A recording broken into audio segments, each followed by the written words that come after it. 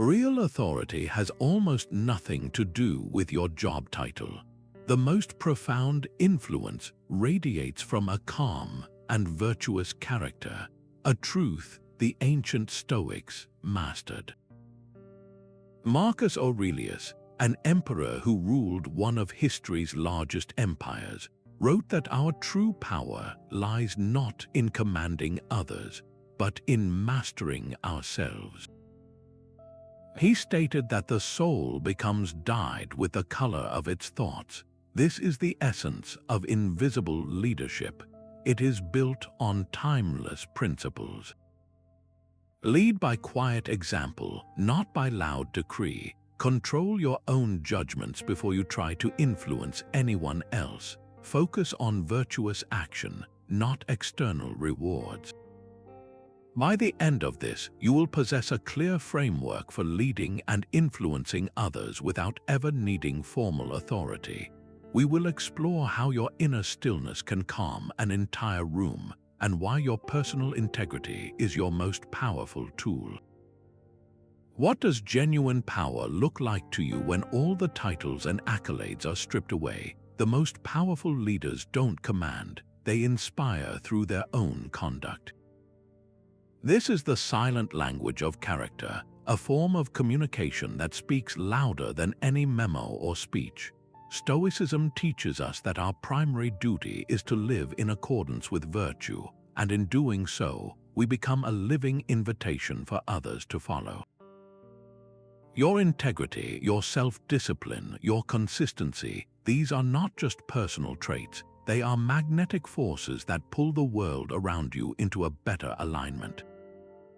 The philosopher Epictetus, born a slave, understood this profound truth better than most. He said, "Don't explain your philosophy, embody it. Your life is your argument." Every choice you make, from how you handle frustration to how you celebrate success, is a continuous and unspoken lesson to everyone watching.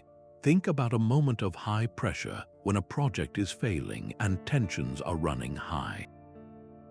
A leader who barks orders might get temporary compliance, but a leader who remains calm, who focuses on solutions without casting blame, who demonstrates principled action under fire, does something far more powerful. They don't just manage the crisis, they transform the team's entire approach to it. Their stillness becomes a refuge, their integrity a compass. The team isn't just following instructions, they are mirroring a state of being. This is influence woven into the fabric of reality, not imposed upon it. So where in your life right now are your words outpacing your actions? Where could your silent example, the simple, consistent practice of a virtue, become the most compelling leadership you ever offer? How often do you pause to examine the narratives you tell yourself? That constant stream of thoughts, the automatic commentary on everything that happens, is the raw material of your leadership. The Stoics called this the discipline of assent, the crucial practice of examining your initial impressions before you accept them as truth. An event is just an event. Your judgment about that event is what holds the real power. Marcus Aurelius wrote that you have power over your mind, not outside events. Realize this, and you will find strength. This is the foundational skill of invisible leadership. It means catching that first flash of anger when a colleague criticizes your idea and choosing not to see it as a personal attack, but as a clumsy attempt to improve the project. It means feeling the surge of anxiety when a deal falls apart and consciously reframing it not as a catastrophe, but as a redirection. Your inner clarity, or lack of it, projects outward into every interaction. Imagine a team meeting where a key initiative you championed is suddenly cancelled. The initial internal narrative might scream, "This is a failure. They don't respect my work."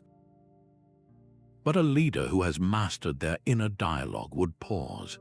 They would separate the event, the cancellation, from their judgment. They might consciously choose a new narrative.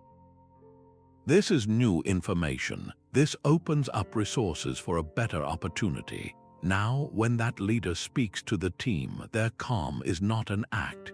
It is the authentic result of a managed mind.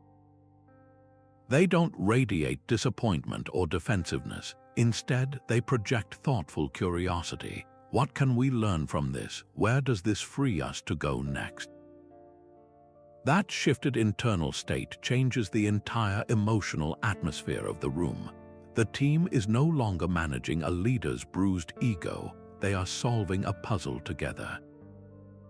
Your influence grows from this quiet internal work. So, what is one recurring negative thought that surfaces for you in challenging situations? Perhaps it is a voice that says, "I am not qualified to lead this."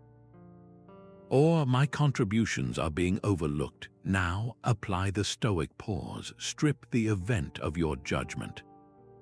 What if that feeling of being overlooked is not a verdict on your worth, but simply a signal to communicate more clearly? What if that doubt in your qualifications is not a truth, but an invitation to focus on diligent preparation? By changing the color of your thoughts, you change the character you project to the world, and in doing so, you command a respect that no title can ever grant. In a noisy world, the ability to listen is a superpower. We often believe that to lead, we must be the one talking, directing, and providing all the answers. But the Stoics would disagree. True influence, the invisible kind, is often cultivated in silence. This practice connects directly to the Stoic virtue of justice, which they defined as giving each person their due. To be just to another human being, you must first seek to understand them, to see the world through their eyes before you ever formulate a response. The Roman philosopher Seneca captured this perfectly when he advised, "We should give to other people not only the time it takes to listen, but also our closest attention." He suggested we can learn something from everyone if we are only willing to hear it. This is not passive hearing, it is an active and generous act of focus.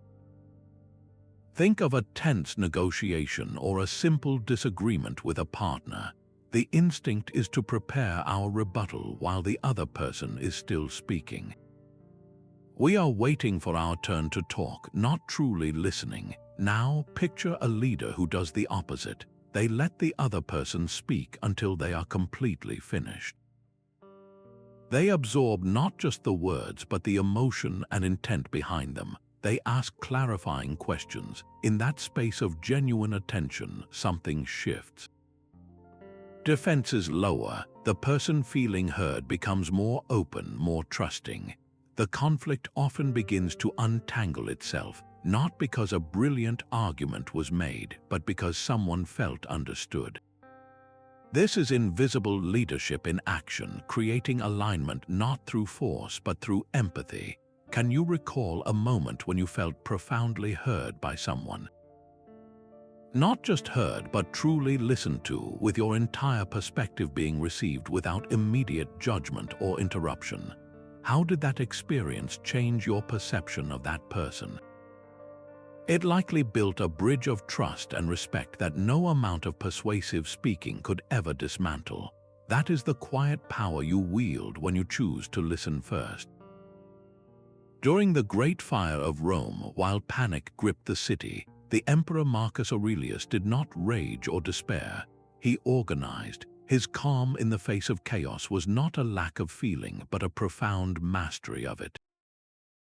This is the Stoic ideal of apatheia, a freedom from the destructive passions that cloud judgment and fracture teams. It is not about becoming emotionless, but about ensuring your emotions do not become the master of your actions. Epictetus, who understood hardship intimately, offered a simple but life-altering maxim. He said, "People are not disturbed by things, but by the views which they take of them." Your equanimity, this inner steadiness, becomes a silent command that steers situations far more effectively than any outburst ever could. Picture a project manager facing a critical system failure just hours before a major launch. The team is looking to her, their own anxiety rising with every error message. If she mirrors their panic, if her voice tightens and she begins to blame, the entire operation spirals into a frenzy of fear. But if she embodies this stoic calm, if she takes a deliberate breath and focuses only on the next rational step, her composure becomes contagious. Her stability provides a foundation for everyone else to stand on. They are no longer reacting to a disaster, they are solving a problem guided by her unshakable presence. Think back to your own most recent moment of high stress. Perhaps it was a difficult conversation or a looming deadline. Now reimagine that scene with the lens of apatheia. What if, instead of being swept up by the initial wave of frustration or anxiety, you had paused to separate the event itself from your judgment about it? How would that deliberate calm have changed your response? How might it have altered the entire emotional trajectory of the situation for everyone involved? That quiet power is always available, waiting just behind your next reaction. Some things are up to us and some things are not. This simple Stoic maxim from Epictetus is the ultimate filter for your energy and the secret to wielding invisible influence. He taught that our own actions, our judgments, our desires, and our character are entirely within our power. Everything else, from the actions of our colleagues to the outcome of a project, is not. The moment you try to control what is not yours to command, you scatter your power and invite frustration. But when you channel all your focus onto what is truly yours, your own virtue and effort, your influence becomes sharp, undeniable, and profoundly effective. A leader trying to force a team member to be more creative will only create resistance. But a leader who focuses on their own actions, on creating an environment of psychological safety and providing clear, supportive feedback, does something far more powerful. They cultivate the very soil in which creativity grows naturally. Your job is not to control the fruit, but to tend the roots that are under your care. Imagine a manager whose team is missing deadlines. The manager could spend their energy micromanaging every task, demanding updates, and focusing on the external result they cannot fully control. This approach drains the manager and demoralizes the team. Now picture a manager who applies the dichotomy of control. They release their tight grip on the exact outcome and instead focus intensely on what is within their sphere, their own actions. They ask themselves, have I provided crystal clear expectations? Have I made myself available to unblock obstacles? Am I modeling the focus and discipline I wish to see? By shifting their energy to these controllable inputs, their influence transforms. They stop being a source of pressure and become a source of enablement. The team, feeling trusted and supported, often rises to the occasion, their performance improving not because they were controlled, but because their leader mastered their own domain. So take a quiet moment and make two lists. On the first, write down 3 things you are desperately trying to control right now that lie outside your command, perhaps a specific person's opinion or the final result of a risky venture. Acknowledge them and then consciously release your grip. On the second list, write 3 things that are firmly within your control that you can improve this very week: your patience in meetings, the clarity of your communication, or your own preparation. This is not passive acceptance, it is the most active and strategic form of leadership, choosing to invest your power only where it will genuinely grow. Stoics believed that virtue is the only true good and everything else is indifferent. Fame, wealth, comfort, these are not bad in themselves, but they are ultimately external, outside your complete control. They are preferred or dispreferred, but they do not define a life well lived. Your moral character, your wisdom, courage, justice, and self-discipline, this is the sole good. This radical focus transforms your entire approach to leadership. When your primary motivation shifts from seeking external rewards to acting with intrinsic virtue, your influence becomes something people can trust without reservation. It becomes magnetic. Marcus Aurelius wrote, "Waste no more time arguing what a good man should be one." He was reminding himself that the point is not to debate virtue, but to embody it in every action for its own sake. Consider a business leader faced with a choice. They can secure a lucrative contract by slightly exaggerating their capabilities, a lie no one might ever discover. The immediate reward is clear: money, prestige, a win for the team. Or they can choose the virtuous path of honesty, stating their actual capacities clearly, even if it risks losing the deal. The leader who chooses honesty is not just being morally upright, they are making a profound investment in their invisible leadership. In that moment, they demonstrate that their word is ironclad. They show their team that integrity is not negotiable. The trust built from that single decision is worth infinitely more than any one contract. People are drawn to that kind of unwavering principle because it is so rare.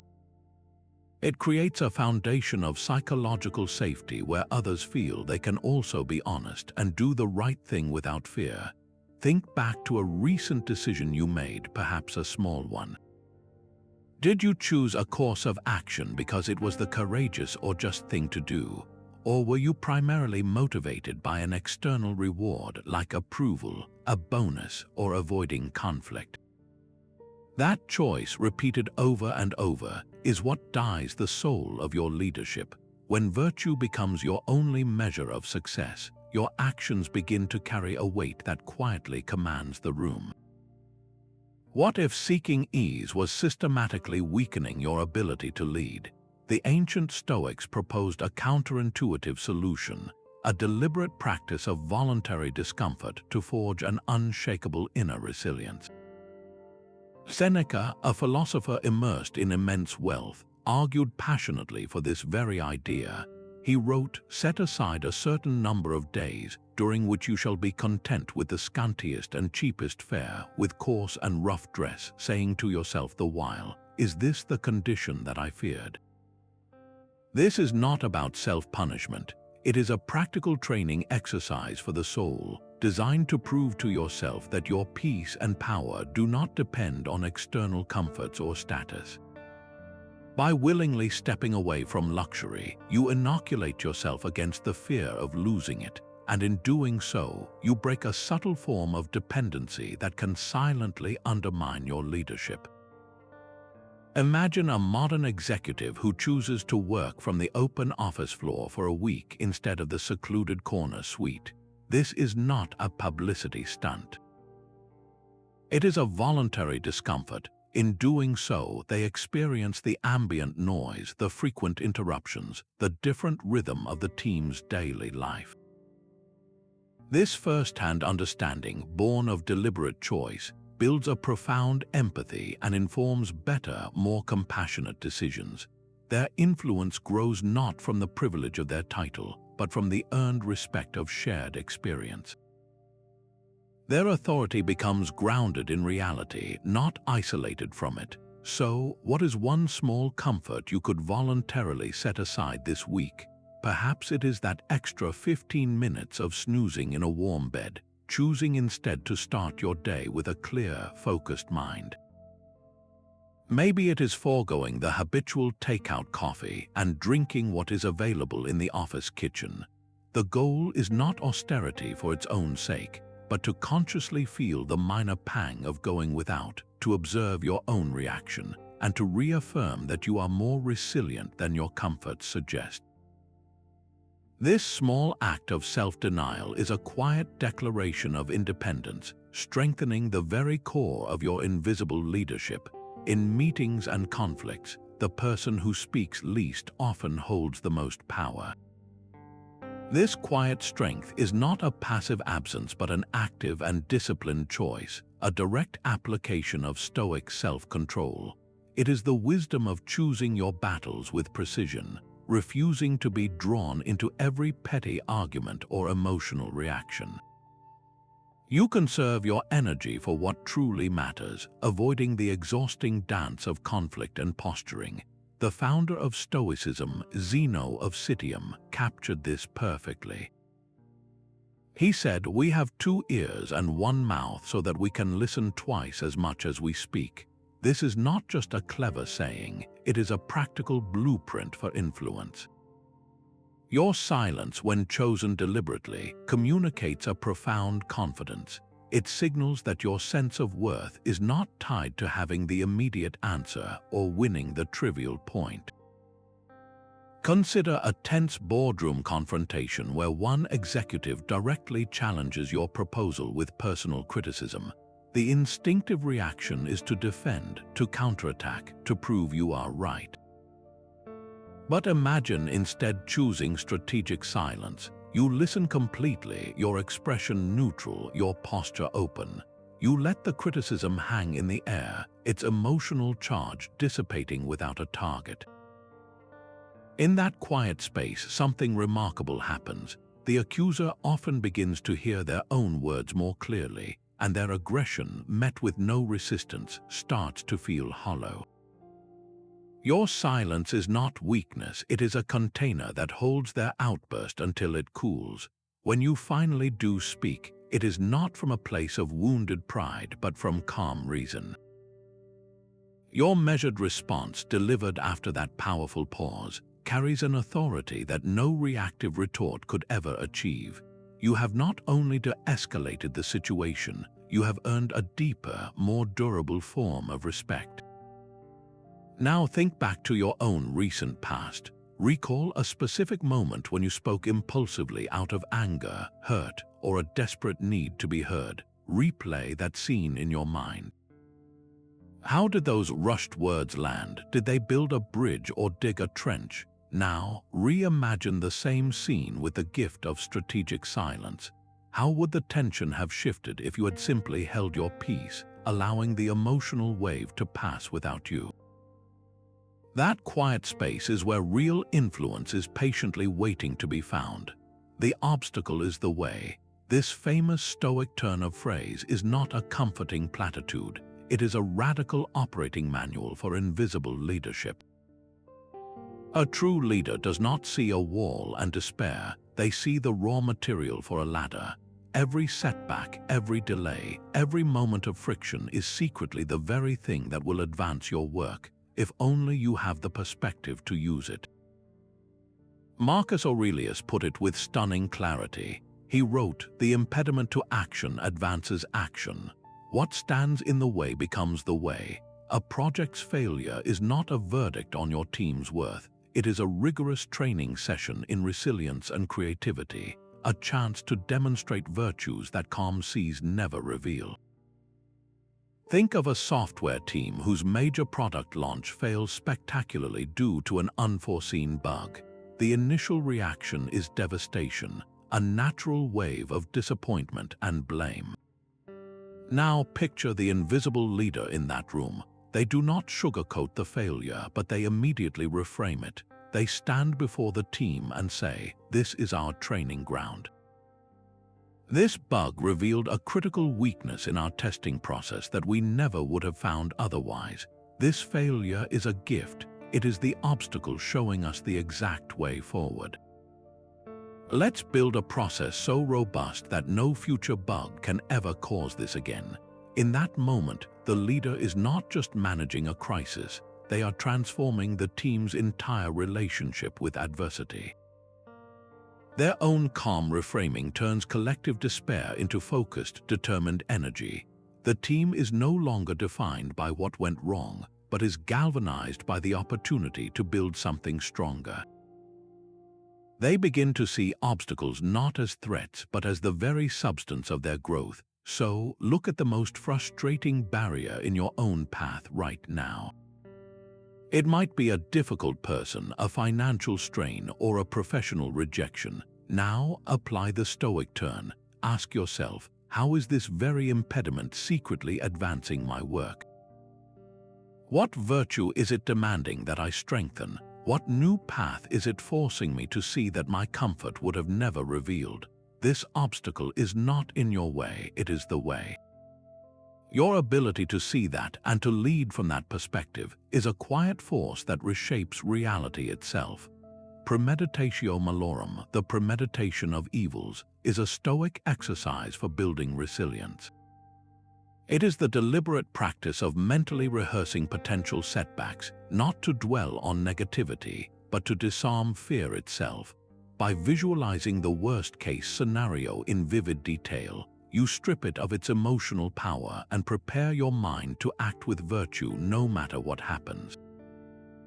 Seneca advised us to remind ourselves that fortune can take away only what she has given, but she cannot take away our ability to choose a noble response. This practice transforms anxiety into preparedness. Imagine a leader responsible for a major public product launch. They have practiced premeditatio malorum for weeks. They have not just hoped for success, they have fully envisioned the server's crashing moments after going live. They have mentally walked through the flood of angry customer messages, the critical headlines, the disappointed faces of their team. When the feared scenario actually occurs, something remarkable happens.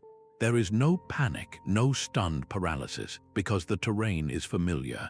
The leader calmly moves into the rehearsed response, focusing the team on solutions with a clarity that would be impossible for someone blindsided by the event. Their influence in that crisis is immense, radiating from a core of unshakable readiness. Now, bring this to your own life. Choose one upcoming event you feel anxious about. It could be a difficult conversation, a presentation, or a financial decision. Now, close your eyes and mentally walk all the way through the worst plausible outcome. Do not just glance at it, dwell there. See the rejection, hear the criticism, feel the disappointment. Then, ask yourself the crucial Stoic question. Having faced this, what is the virtuous action available to me right now? How would courage look? How would wisdom respond? This is not pessimism. It is the ultimate preparation, ensuring that no matter what the world brings, your capacity to lead from a place of principle remains completely intact. Let's zoom out from our immediate concerns and look at the bigger picture. The Stoics practiced something called the view from above, a powerful mental exercise designed to dissolve the petty conflicts that feel so large in the moment. It is a deliberate shift in perspective where you contemplate the vastness of the cosmos, the countless stars, and the immense sweep of time. You see your own life, your current problem, as one small part of an almost infinite whole. This is not meant to make you feel insignificant, but to grant you the profound humility and connection that true empathy requires. Marcus Aurelius constantly returned to this practice, writing in his private journal, "Remember that all of this has happened before and will happen again, the same plot from beginning to end." How many cities that once thrived are now dust? He reminded himself that the quarrels of the moment are fleeting echoes in a vast, ancient theater. When you adopt this cosmic viewpoint, the sting of a colleague's criticism or the heat of a family argument begins to lose its power. You start to see the other person not as an opponent, but as a fellow human being, a tiny speck on the same small planet, navigating their own struggles and fears just like you. Imagine you are locked in a tense disagreement with a coworker over a project's direction. The room feels charged, your pride is on the line, and every word feels like a battle. Now apply the view from above, mentally pull the camera back. See the two of you in the room, then the building, then the city, then the continent, until you're looking at the entire blue earth from space. From that vantage point, how important is this single disagreement? You see a shared humanity, two people both trying to do good work, both subject to the same universal forces. This perspective does not make the issue disappear, but it drains the ego from the conflict, leaving only the practical problem to be solved together. The next time you feel that familiar surge of anger or the sharp pain of being slighted, pause for just 30 seconds, close your eyes and perform this simple meditation. See the vastness above you and the long history behind you. In that quiet space of expanded awareness, ask yourself from this grand perspective, what truly matters here? We are born for cooperation like hands and feet. This powerful Stoic principle from Marcus Aurelius cuts to the heart of invisible leadership. Your influence expands not when you gather power for yourself, but when you align your actions with the common good.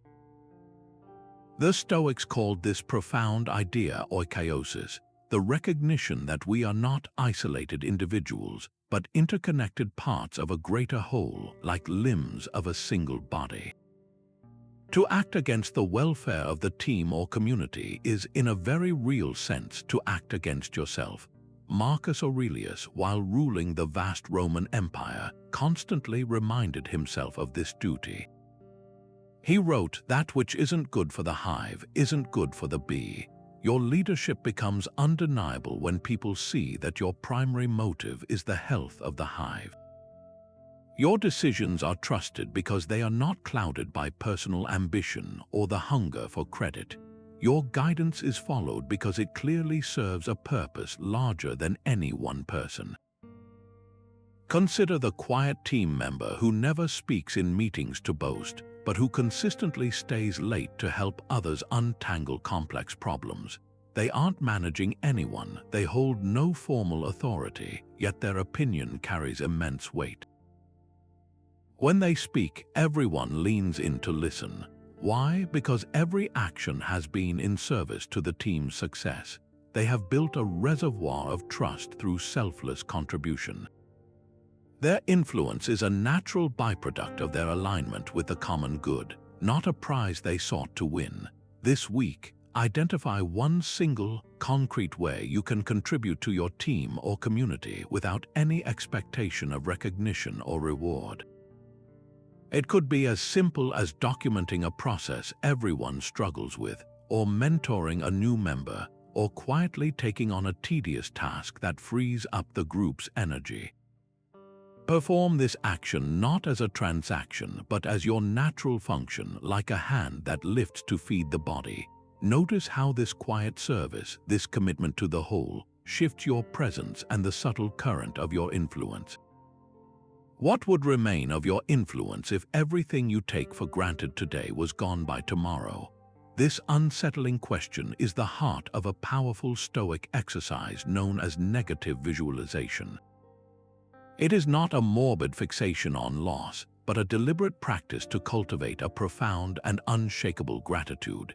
By regularly imagining the absence of the people, positions, and comforts we rely on, we strip them of their assumed permanence and learn to cherish them fiercely in the present.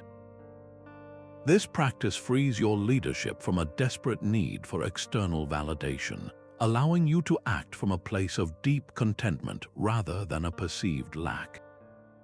Seneca urged us to remember this fragility. He wrote, "You must set your hands to tasks which you can finish or at least hope to finish, avoiding those which get bigger as you proceed and do not cease when you wish. But you must love your friend as though you were one day going to hate him, and your property as though you were one day going to lose it." He was not promoting cynicism, but a Chinese letter appreciation. When you truly internalize that your team, your career, and your health are on loan from fortune, your entire demeanor shifts. A leader who operates from this grounded gratitude inspires a loyalty that commands and bonuses cannot buy. They do not see their team as assets to be managed, but as gifts to be honored. Their praise is sincere, their patience is deeper, and their guidance is offered with a generosity that flows from a spirit that feels full, not empty. They lead not from a hunger for more, but from a thankful stewardship of what is already here. Now, bring this to life. Choose one person or one possession you deeply value. For just a moment, close your eyes and mentally let it go. Visualize your life without that colleague's support, without your home, without your current role. Feel the genuine pang of that loss, Then open your eyes, see the world anew with that person or thing restored to you. What do you feel? That surge of renewed appreciation is the very foundation of a leadership that does not cling but serves, an influence born not of entitlement but of grace. You are the average of the 5 people you spend the most time with. This popular saying finds its roots in ancient Stoic wisdom, reminding us that our character is not forged in isolation, but is continuously shaped by our associations. The philosopher Epictetus, who understood the power of influence, offered a stark warning. He said, "The key is to keep company only with people who uplift you, whose presence calls forth your best." He was not advising arrogance, but highlighting a simple truth. We unconsciously absorb the attitudes, values, and emotional tones of those we allow closest to us. Your invisible leadership, that quiet power of character, is either fortified or eroded by your daily companions. To cultivate unwavering integrity, you must deliberately surround yourself with individuals who embody the virtues you aspire to master. It is a practical strategy of moral osmosis. Spend your days with people who are honorable, courageous, and self-disciplined, and those qualities will begin to color your own soul. Their calm becomes a little more like your calm.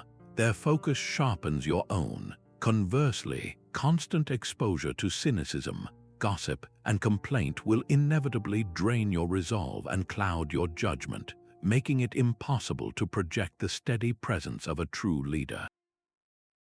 Consider a manager who found himself constantly drained and agitated after his weekly one-on-one meetings with a particular direct report.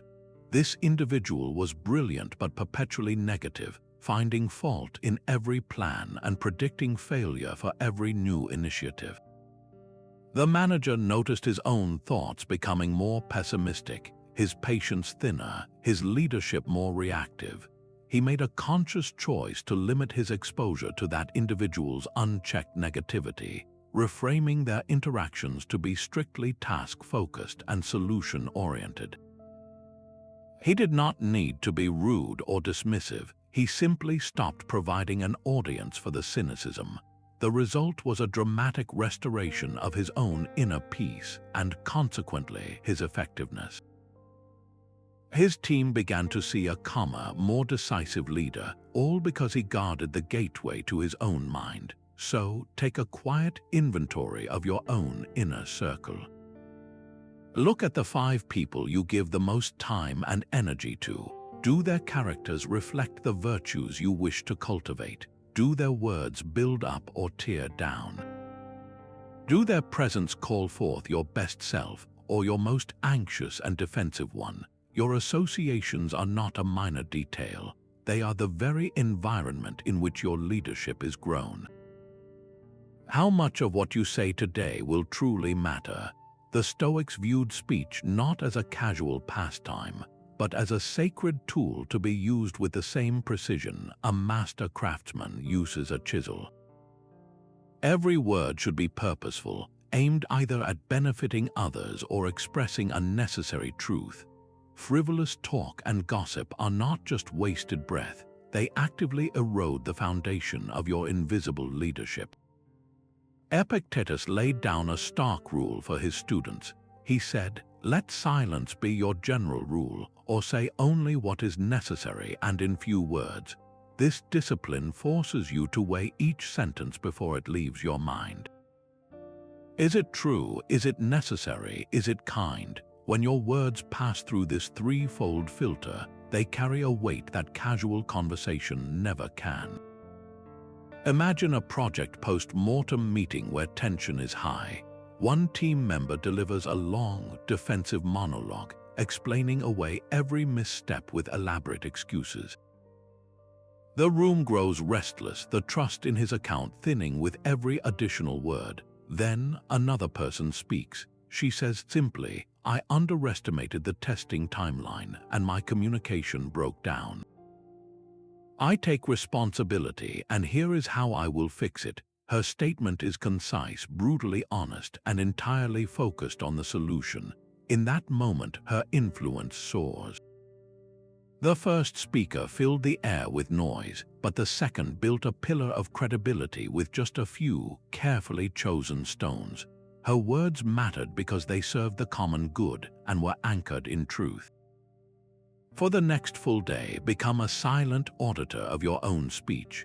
Carry a small notebook, real or mental, and make a mark for every sentence that veers into gossip, complaint, or purely self-serving talk. You are not aiming for condemnation, but for awareness. How much of your daily communication would Epictetus advise you to simply leave unsaid? This quiet audit is the first step toward wielding a voice that, when it does break the silence, commands the entire room. Amor fati, the love of one's fate, is the ultimate Stoic acceptance. It is the decision to not just endure what happens to you, but to embrace it, to find a way to love it as a necessary thread in the tapestry of your life. This is not passive resignation. It is an active, dynamic collaboration with reality itself. The Roman Emperor Marcus Aurelius guided himself with this very principle, writing, "A blazing fire makes flame and brightness out of everything that is thrown into it." Imagine your will is that fire. Then every event, no matter how seemingly destructive, becomes fuel for your inner light. When you stop fighting the current of what is and instead learn to swim with it, your energy transforms from resistance into propulsion. Consider a seasoned executive who, after decades of climbing the corporate ladder, is unexpectedly laid off. The initial shock is profound, a gut punch of irrelevance and fear. The instinct is to rage against the injustice, to spend months bitter and locked in a fruitless legal battle.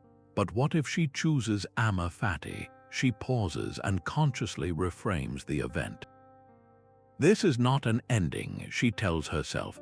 This is the universe forcing my hand toward the consulting business I always dreamed of starting but was too comfortable to pursue.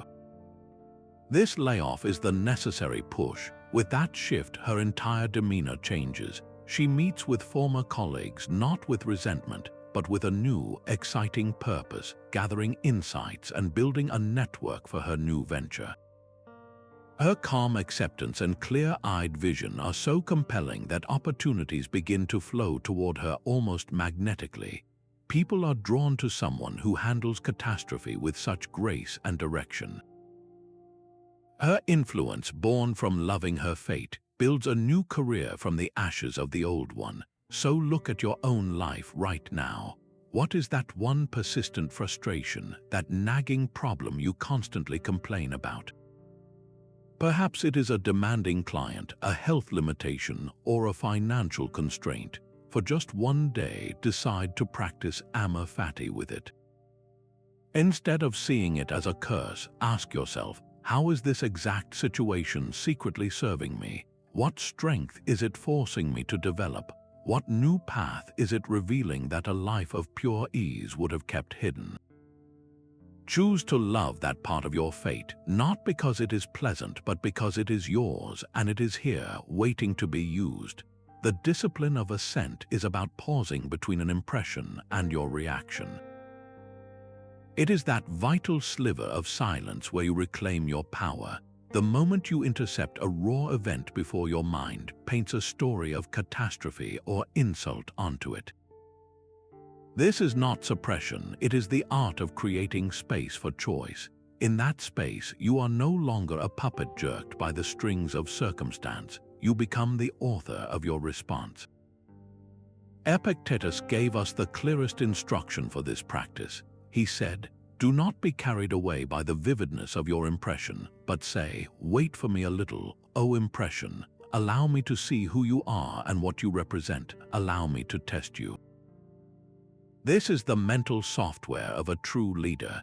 You are not stopping your feelings. You are simply refusing to let them drive the car without your permission. Imagine your manager sends you a terse email pointing out a flaw in a report you worked on for weeks. The initial impression hits like a wave, hot and immediate. It screams, they think my work is sloppy, they don't appreciate my effort. Without the discipline of assent, that impression instantly becomes your reality. Your heart races, your fingers type a defensive reply, and you spend the next hour stewing in resentment. But with the pause, everything changes. You feel the wave, but you do not ride it. You take one breath. In that breath, you test the impression. You ask, is this email truly a judgment on my worth, or is it simply a request for a correction? Is this person my adversary, or are we both aligned on the goal of a perfect report? From that quiet space, a different response emerges. You reply not with defensiveness, but with curiosity. You write, thank you for catching that. Could you help me understand the specific concern so I can ensure it is fixed correctly? Your calm, collaborative tone de-escalates the entire situation and transforms a potential conflict into a partnership. That is invisible leadership in action, born from a single, conscious breath. Your next unexpected event is already waiting for you. A sudden change in plans, a critical comment, a piece of bad news. When it arrives, make this your practice. Create the space of a single, full breath before you do or say anything at all. In that brief stillness, you will find the freedom to choose your character. The greatest leaders are often remembered not for what they achieved, but for who they helped become. This is the final, and perhaps most profound, layer of invisible leadership, where your influence is measured not by your own accomplishments, but by the capability and virtue you cultivate in others. It is the shift from being a manager of tasks to a mentor of minds, a role the Stoics saw as the highest calling of a philosopher. Seneca embodied this perfectly in his letters to his friend Lucilius.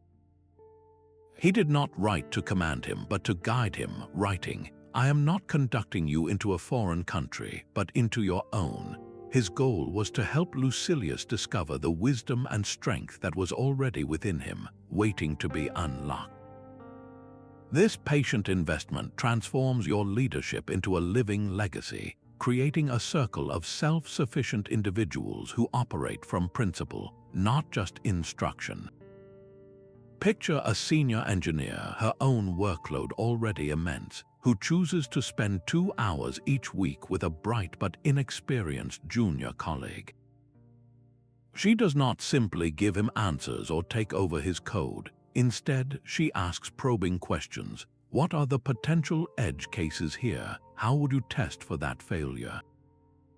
She shares stories of her own past mistakes, not to boast but to normalize the learning process. For months, this seems like an inefficient use of her precious time. But then, a critical system fails on a weekend.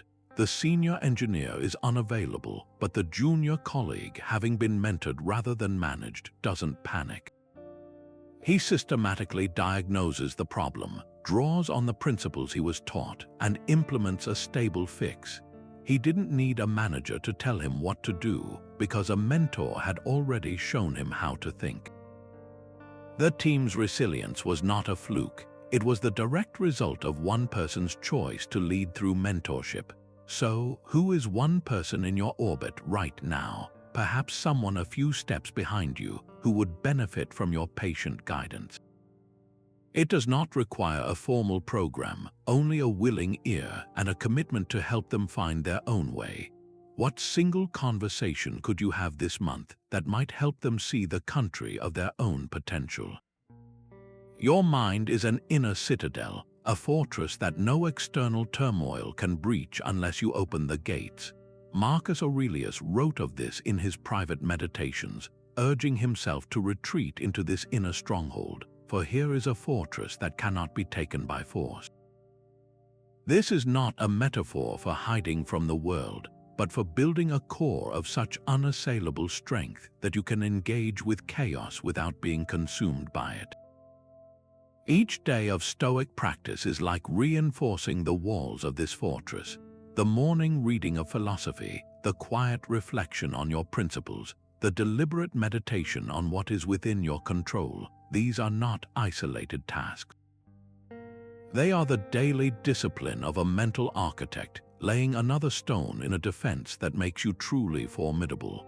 A leader with a weak inner citadel is blown about by every shift in opinion and every piece of criticism, their influence as fragile as a house of cards. But a leader who has fortified their mind remains a pillar of calm reason. They can listen to fierce opposition without feeling personally attacked, absorb bad news without spiraling into panic, and hold firm to their virtues even when it is inconvenient. Consider a public figure who faced relentless and unfair criticism, yet never deviated from their core principles or resorted to personal attacks in response. Their power did not come from winning the argument in the moment, but from the profound stillness of their inner citadel. They were influential precisely because they could not be disturbed, their calm a silent rebuttal to the noise around them. This strength is available to anyone willing to do the daily work. What single, small practice could you commit to this week to begin strengthening your own inner walls? Perhaps it is 5 minutes each morning with a passage from Marcus Aurelius, or a moment each evening to reflect on where you granted an external event too much power over your peace. This is how you build the foundation for a leadership that endures. Your job is to do the right thing. The outcome is not in your hands. This simple Stoic truth cuts the chain that tethers your peace of mind to the unpredictable winds of fortune. It is the ultimate liberation for a leader, transforming your work from a desperate gamble for a specific result into a consistent expression of your character. The Stoics called outcomes preferred or dispreferred indifference. Winning a contract, receiving praise, achieving a target, these are preferred. Losing, being criticized, missing a goal, these are dispreferred.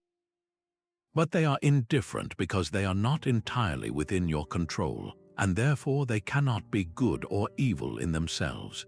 The only true good is your virtuous effort, the integrity of your attempt. This is your sole responsibility. The philosopher Epictetus, who began his life in bondage, framed this with perfect clarity. He said, "Never say of anything, 'I have lost it,' but only, 'I have given it back.'"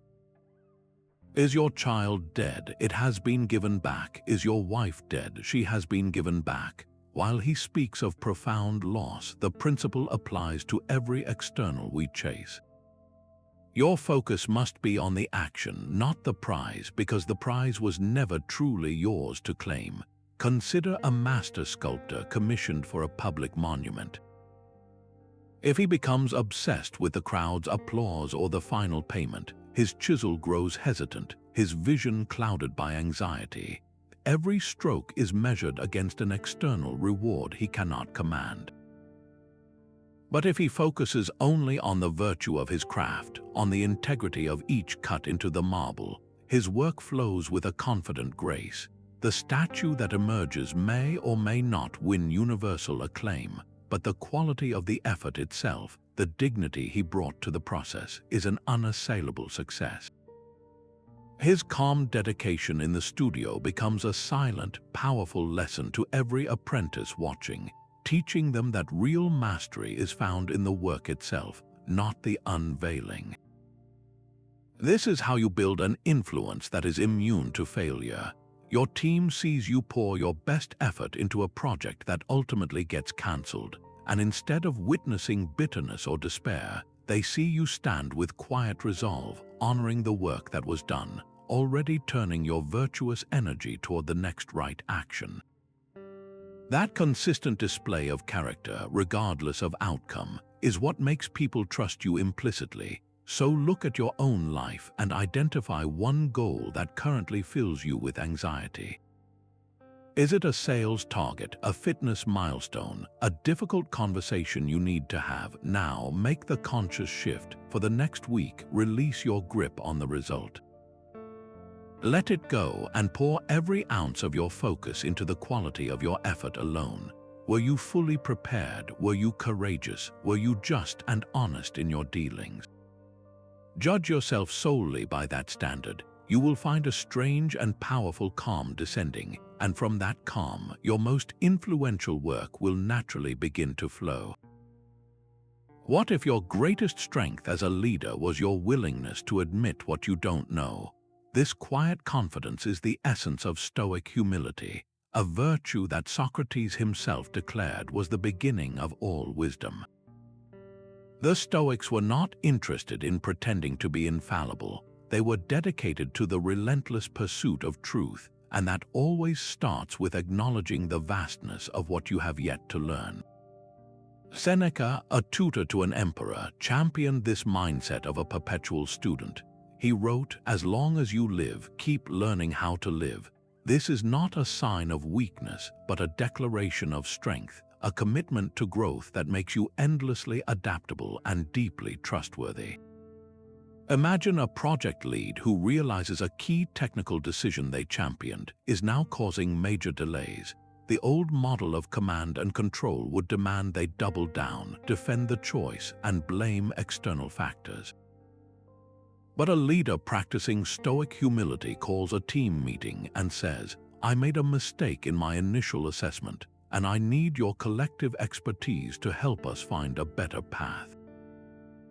In that moment, something profound happens. The team's defensiveness evaporates. They are no longer subordinates being managed, but partners being consulted.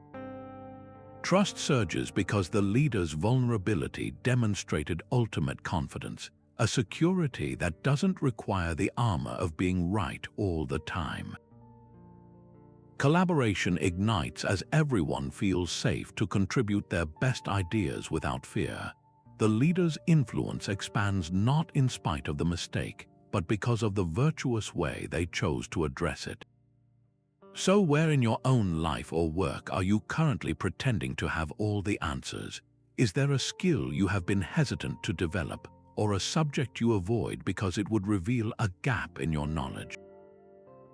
Your quiet admission of that single point of ignorance could be the very key that unlocks a new level of trust and collective intelligence around you. Sympatheia is the Stoic belief in the universal connectedness of all things. It is the understanding that we are all threads in a single, vast tapestry, and a pull on one thread sends a ripple through the entire design. Marcus Aurelius reflected on this constantly, writing that all things are intertwined with one another. A sacred bond exists between them, and almost none is alien to another. For a leader, this is not a poetic abstraction but a practical tool of immense power. When you internalize that your success is inextricably linked to the success of others, your entire approach to influence shifts. You stop seeing colleagues in different departments as rivals for resources and start seeing them as partners in a shared mission.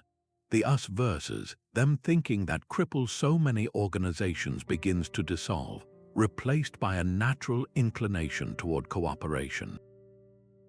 Your influence then grows not from dominating others, but from aligning with them, from becoming a conduit for the collective good. Imagine a sales team that consistently blames the product team for missed quotas, while the product team resents the sales team for making unrealistic promises. This cycle of blame is a failure of sympatheia. Now envision a leader who steps in and reframes the challenge. They bring both teams together and says, "We are not two teams. We are one organism with a single goal, to deliver value to our customers. If the product has a flaw, it is our shared flaw to understand and fix. If a promise is broken, it is our shared reputation to repair." By actively weaving this narrative of connection, the leader dismantles the silos. People begin to communicate not as adversaries, but as collaborators, because they now operate from a shared identity. Their individual influence merges into a collective force far greater than the sum of its parts. So, bring this principle to your own world. Bring to mind a person or a group you instinctively see as the other, the obstacle, or the competition. Now look past that label and search for a single, undeniable point of shared humanity or a common goal you both ultimately serve. Perhaps it is a simple, shared desire for security, for recognition, or for the quiet pride of a job well done. Finding that one thread of connection is how you begin to weave a stronger, more influential whole. Justice for a Stoic is the source of all the other virtues. It is the unwavering commitment to treat every person according to their shared nature as rational beings, not their job title or their usefulness to you. This means giving each person their due, which is simply the respect and fairness their humanity warrants. Marcus Aurelius constantly challenged himself with this principle, writing in his private meditations, "When you wake up in the morning, tell yourself, the people I deal with today will be meddling, ungrateful, arrogant, dishonest, jealous, and surly. They are like this because they cannot tell good from evil, but I have seen the beauty of good and the ugliness of evil, and have recognized that the wrongdoer has a nature related to my own." He saw even the most difficult person as a flawed relative, deserving of a just response, not a reactive one. Consider a department head who is known for his unwavering impartiality. He addresses the intern who brings him coffee with the same respectful tone he uses with the chief executive officer. He listens with genuine attention to the junior analyst's idea in a meeting, giving it the same thoughtful consideration he would give to a senior vice president's suggestion. He applies the same rules to everyone, including himself. This leader does not have to demand loyalty, it flows to him naturally. His team knows that his judgments are fair, that favoritism does not exist, and that their contributions will be valued on their own merit. This creates an environment of profound psychological safety, where people feel seen and valued for who they are, not for the position they hold. Their willingness to follow him is not born of obligation, but of deep, earned respect. Now turn your gaze inward for a moment.